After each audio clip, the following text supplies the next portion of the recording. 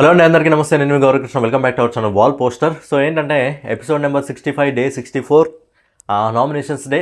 Nominations okay బాడీ వేడిగా సాగాయి అని జస్ట్ మనం చెప్పుకోవడానికే. కాకపోతే ఇక్కడ అందరూ కూడా చాలా safe nomination, one side target చేసి చాలా సేఫ్ నామినేషన్ చేశారు. ఇంకోటి ఏంటంటే ఈ ఎపిసోడ్స్ ఈ సీజన్తో వచ్చిన తలనొప్పి ఏంటంటే సీజన్లో ఎవ్వరు కూడా జెన్యున్గా ఆడట్లేదు, బంధాలు అనుబంధాలు పెట్టుకొని ముందుకెళ్తున్నారు.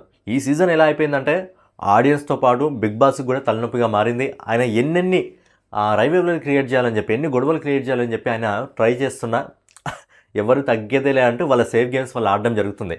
మీరు మిగతా సీజన్లో గమనించుకున్నట్టయితే ఎవరైతే టాప్ 1 టాప్ 2 ఉంటారో వాళ్ళకు టఫ్ కాంపిటీషన్ ఉంటుంది. వాళ్ళిద్దరే గొడవలు పడడం జరుగుతుంది హౌస్లో. ఎక్కువగా వాళ్ళిద్దరే నామినేషన్స్లో చాలా గట్టిగా పోట్లాడుకోవడం జరుగుతుంది. సో అందుకే మిగతా సీజన్లో ఆడియన్స్ని అట్రాక్ట్ చేయగలిగాయి. ఈ సీజన్లో అగ్ని పరీక్ష అని షోకు పెట్టారు.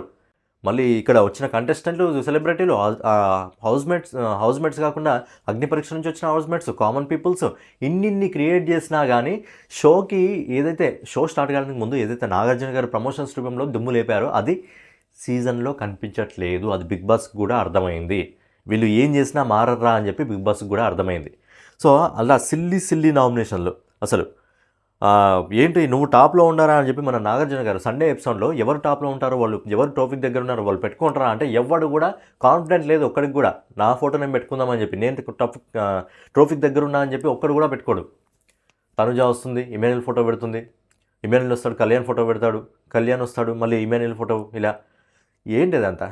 ఈ సీజన్ స్టార్ట్ అయ్యే ముంగట నేను మన ఛానల్లో ఒక వీడియో చేశాను వాల్ పోస్టర్లో. ఏంటంటే ఈ సీజన్లో స్టఫ్ ఉన్న క్యాండిడేట్లు ఎవరు కనిపించట్లేదు. సెలబ్రిటీ క్యాండిడేట్లో కూడా అంతో ఇంత కనిపించారంటే మనకు కామన్ పీపుల్స్లో మాత్రమే కనిపిస్తున్నారు, సెలబ్రిటీలో ఎవరు కనిపించట్లేదు అని చెప్పాను. సో అదే జరిగింది. ఎవ్వడు అసలు చాలా సేఫ్ గేమ్. అరే 10 వారాలు కనుక వస్తుంది, ఒక్కడు అసలు సరిగ్గా ఆడట్లేదంటే మీరు అర్థం చేసుకోండి ఎంత వరెస్ట్గా ఉందో సీజన్. అంత వరెస్ట్గా ప్లేయర్స్ అసలు బిహేవ్ చేయడం జరుగుతుంది. అసలు బిగ్ బాస్ కూడా నాకు తెలిసి తలనొప్పి అనుకుంటా. ఈ సీజన్ తొందరగా అయిపోతే నాకు తెలిసి మళ్ళీ నెక్స్ట్ ఇయర్ తొందరగా ఇంకో 10th సీజన్ స్టార్ట్ చేసుకుంటాడేమో. కానీ స్టార్ట్ చేసేటప్పుడు ఇలాంటి క్యాండిడేట్లను తీసుకురాకండి. అందుకే ఈ సీజన్ అనేది అందరికీ ఎగ్జాంపుల్ అనమాట. పూర్తిగా వన్ సైడ్ నడుస్తుంది, పూర్తిగా సేఫ్ గేమ్స్.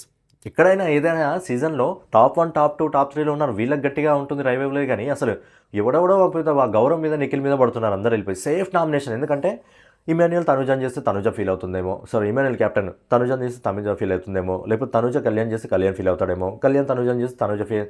ఇలా సేఫ్ గేమ్ ఆడుతున్నారు అసలు. నామినేషన్స్ అయితే స్టార్ట్ అయ్యి ప్రజెంట్ హౌస్లో 11 మంది ఉన్నారు. 11 మంది ఏంటంటే ఒక్కొక్క నామినేషన్ చేయాలి. వీళ్ళు ఎలాగో తలతిక్కన నామినేషన్స్ చేస్తారు, రీజన్ కరెక్ట్గా ఉండదు, బొంగు కరెక్ట్గా ఉండదు. ఏం చేస్తాడు బిగ్ బాస్? కేవలం 5 నిమిషాలు మాత్రమే టైం ఇచ్చి 5 నిమిషాల్లో ఒక్కరిని మాత్రమే నామినేట్ చేయాలని చెప్పాడు. సో ఏంటంటే నామినేషన్ ప్రక్రియ మొదలు కావడం జరిగింది. మొదటగా వచ్చింది ఎవరంటే ఇమాన్యుల్ వచ్చి భరణి గారిని నామినేట్ చేశారు. ఏంటి అంటే మీకు సెకండ్ చాయిస్ వచ్చింది. సెకండ్ చాయిస్ వచ్చినప్పటికీ మీరు ప్రూవ్ చేసుకోలేకపోతున్నారు అని చెప్పి చాలా సింపుల్గా అయితే చెప్పేశాడు. సో భరణి కూడా ఎక్కువగా దాన్ని డిఫెండ్ చేసుకోలేదు, సింపుల్గా యాక్సెప్ట్ చేశాడు. ఎందుకంటే అది కూడా చాలామంది అదే చెప్తున్నారు. ఎందుకంటే భరణి గారు మళ్ళీ వచ్చిన తర్వాత ఆ పవర్ అనేది హౌస్లోకి ఆయన రాగానే ఇమాన్యుల్ని కట్టప్ప అన్నాడు. ఫస్ట్ తనుజని హక్ చేసుకున్నాడు. ఎందుకంటే తనుజ ఫస్ట్ పొజిషన్లో ఉంది కాబట్టి తనుజని హక్ చేసుకున్నాడు. తర్వాత ఎలాగో ఇమాన్యుల్ కానీ కళ్యాణ్ కానీ సెకండ్ పొజిషన్లో ఉంటాడు కాబట్టి ఇమాన్యుల్కి అర్థమయ్యే విధంగా ఇమాన్యుల్ని హక్ చేసుకున్నాడు. సో కట్టప్ప అని చెప్పి అక్కడ మనోడు పెద్దగా ఏం డిఫెండ్ చేసుకోలేకపోయాడు. ఎందుకంటే మనోడు చేస్తుంది మనకు అర్థమైంది. ఈరోజు ఏదో దివ్య మీద అది సిల్లీ పాయింట్తో నామినేట్ చేశాడు అనుకోండి. కాకపోతే ఏంటంటే మనోడికి అర్థమైంది. ఇక తర్వాత వచ్చింది రీతు ఏంటంటే దివ్య నామినేట్ చేసింది. ఏంటంటే సాయిని మ్యానిపులేట్ చేసి రీతుని ఎలిమినేట్ చేయించాలని ప్రయత్నించింది అని చెప్పి, అంటే నన్ను ఎలిమినేట్ చేయాలని ప్రయత్నించావని చెప్పి అలా నామినేట్ చేసింది. ఏంటంటే నువ్వు గ్యాంగ్ క్రియేట్ చేసుకొని వాళ్ళు తను చెప్పిందే వినాలని నువ్వు ఒక గ్యాంగ్ లీడర్లా ప్రవర్తిస్తున్నావు అని చెప్పి నామినేషన్ చెప్పింది. బట్ ఏంటంటే హౌస్లో ఏంటంటే ఒకరిని మ్యానిపులేట్ చేయగలగడం కూడా చాలా పెద్ద విషయం.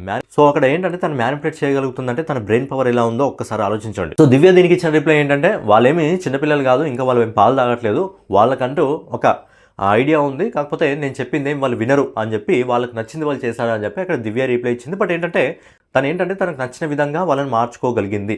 వచ్చేసి గౌరవ్ వచ్చి సజనను నామినేట్ చేశాడు. నామినేట్ చేసి చెప్పిన విషయం ఏంటంటే పర్ఫార్మెన్స్ మీ దగ్గర నుంచి లేదు, పూర్తిగా మీరు ఏంటంటే కంటెంట్ కోసం ఏదో క్రియేట్ చేయడం జరుగుతుంది, ఒక టాస్క్ కూడా గెలవలేదు, సెల్ఫిష్గా ఉన్నారు, ఎక్కువ మీరు డ్రామాలు చేస్తారు అని చెప్పి చెప్పడం జరిగింది. ఎందుకంటే లాస్ట్ టైము తనుజ రీతుని చేసినాక వెళ్ళి తన కోసం జుట్టు కత్తిరించుకుంది, వేరే ఆప్షన్ లేదు అని చెప్పి తను రీతుని పట్టుకొని ఏడ్చింది. సో అప్పుడు కూడా గౌరవ్ కెమెరాలో చెప్పాడు ఏంటి డ్రామా అని చెప్పి.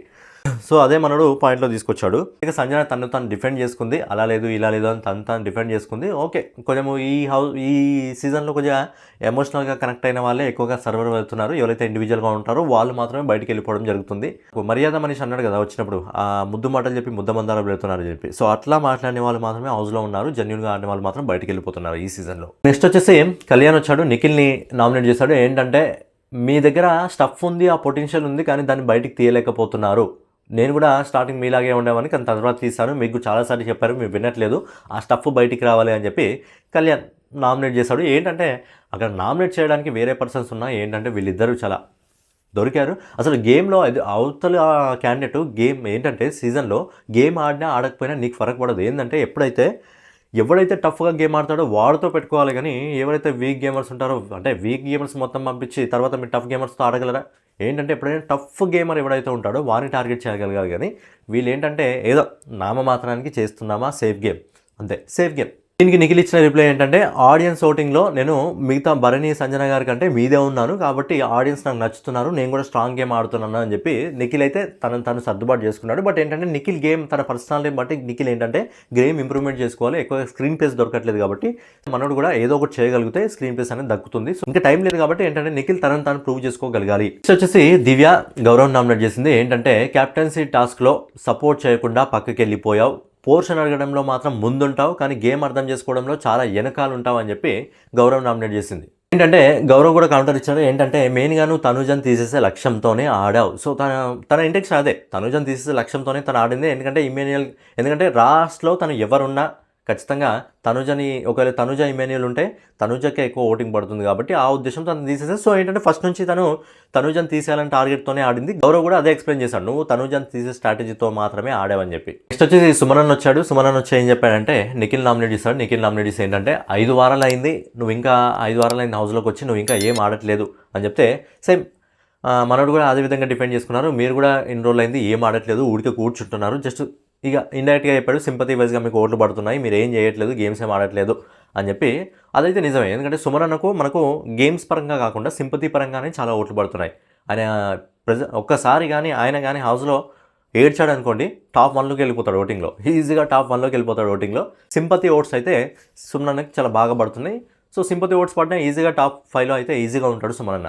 ఏంటంటే తెలియకుండా ఎంటర్టైన్మెంట్ చేస్తాడా, మనకు తెలిసి ఎంటర్టైన్మెంట్ చేస్తాడా, మన ప్రాపర్టీస్తో ఆడుకోవడం అదంతా కంటెంట్ క్రియేటా, అది అంతా ఏంటో తెలియదు, కానీ బేసిక్గా ఏంటంటే సుమనన్న మనం అనుకున్నంత అమాయకుడు అయితే కాదు. నెక్స్ట్ తనుజ వచ్చింది. తనుజ వచ్చేసి గౌరవ్ నామినేట్ చేసింది. ఇక అందరూ వచ్చిన వాళ్ళంతా ఇంతే, గౌరవ్ నిఖిల్ ఇంతే మొత్తం.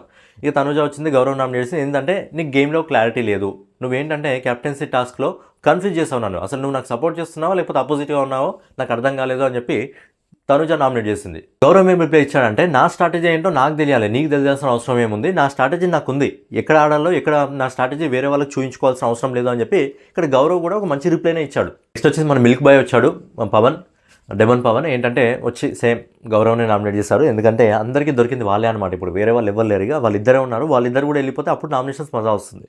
సో వాళ్ళిద్దరే ఉన్నారు కాబట్టి వచ్చి నువ్వు ఏంటంటే నేను రెబల్ కాదని తెలిసినా నువ్వు నన్ను క్యాప్టెన్సీ టాస్క్ నుంచి తీస్తావు అని చెప్పి ఒక చిన్న ఏదో ఒక రీజన్ చెప్పుకోవాలి కదా. సో ఆ రీజన్ చెప్పి బేసిక్గా మన మీద ఎక్కువగా ఆర్గ్యుమెంట్ చేయరు కాబట్టి అలా అయితే నామినేట్ చేయడం జరిగింది. ఎందుకంటే ఉన్న వాళ్ళు వీళ్ళే కాబట్టి ఇక ఆప్షన్ లేదు, అక్కడ అందరూ వీళ్ళ మీదే పడుతున్నారు కాబట్టి గుంపులో గోవిందా అని చెప్పి ఒకరు ఆయేసాడు అంతే. ఇక భరణి వచ్చాడు. భరణి వచ్చి దివ్య నామినేట్ చేశాడు.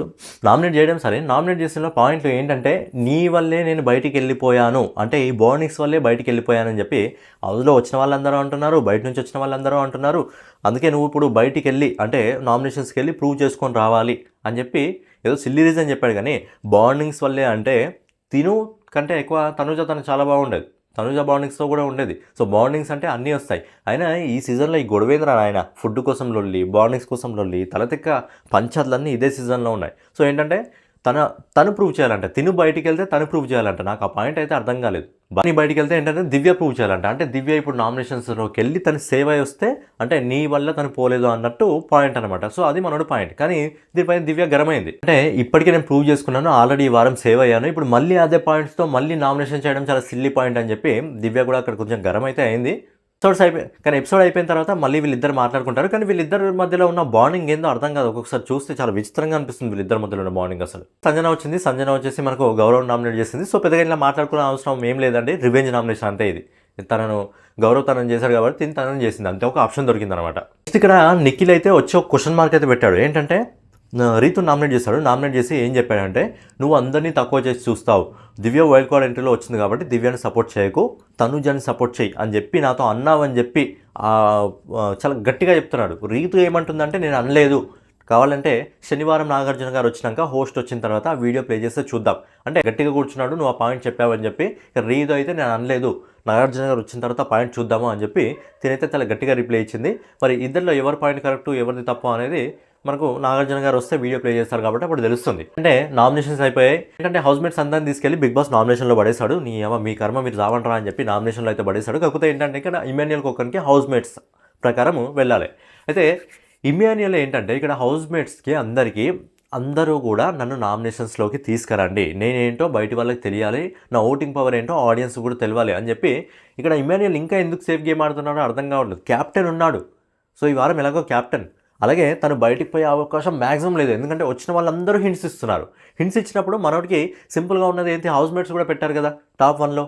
సో తనుజకి 5 ఓట్లు రావడం జరిగింది, తినక 5 ఓట్లు అంత కాన్ఫిడెన్స్ ఉన్నప్పుడు ఏంటంటే తిను నామినేషన్స్లోకి వెళ్ళాలి, హౌస్మేట్స్కి చెప్పాలి నన్ను నామినేషన్లోకి తీసుకురండి, నేనేంటో ఆడియన్స్కి తెలియాలి, నా ఓటింగ్ పవర్ ఏంటో ఆడియన్స్కి బయట తెలియాలి అని చెప్పి. కానీ ఈ వారం కూడా సేఫే. నెక్స్ట్ వారం పాయింట్స్ ఏమన్నా ఉంటాయా అంటే మరి నెక్స్ట్ వారం కూడా నామినేషన్లోకి వస్తాడో లేదో తెలియదు. కానీ డైరెక్ట్గా టాప్ 5లోకి వచ్చి అప్పుడు మళ్ళీ ఓటింగ్ అంటే మాత్రం ఇమాన్యుయల్కి చాలా అంటే చాలా కష్టం అవుతుంది. ఏంటంటే హౌస్లో మనం ఉంటున్నామా అని తెలియడానికి కంటిన్యూగా నామినేషన్స్లోకి రావాలి. వీళ్ళు గుర్తుంచుకుంటే 11 సార్లు నామినేట్ అయినా నాకు తెలిసి కౌశల్, అభిజిత్, నాకు తెలిసి శివబాలాజీ కూడా అనుకుంటా, వీళ్ళందరూ కూడా 11 సార్లు, హైయెస్ట్ అభిజిత్ అనుకుంటా 12, ఎగ్జాక్ట్లీ గుర్తులేదు, బట్ 11-12 సార్లు వీళ్ళు నామినేట్ కావడం జరిగింది. నామినేట్ అయ్యి వాళ్ళు కప్పు కొట్టారు.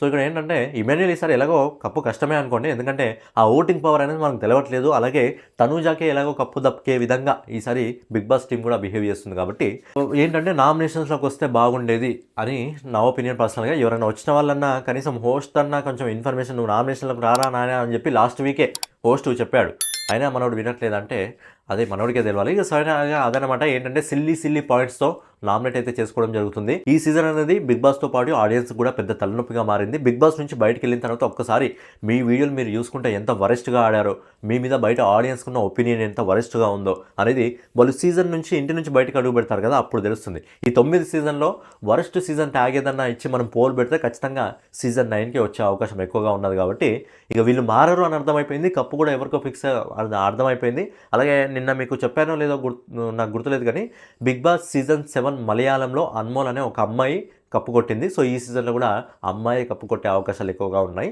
మీ ఫేవరెట్ కంటెస్టెంట్ ఎవరో, మీ ఫేవరెట్ కంటెస్టెంట్స్కి ఓట్ వేసుకునే అవకాశం, అంటే ఓట్ బ్యాంక్ ఏంటి అనేది మళ్ళీ ఒకసారి మనకు తెలియడానికి బిగ్ బాస్ అయితే ఒక పరీక్ష అయితే పెట్టాడు. సో మీ ఫేవరెట్ కంటెస్టెంట్కి మీరు ఓట్ వేసుకొని వాళ్ళని కాపాడుకోండి. సో ఫైనల్గా ఇదన్నమాట ఈరోజు వీడియో.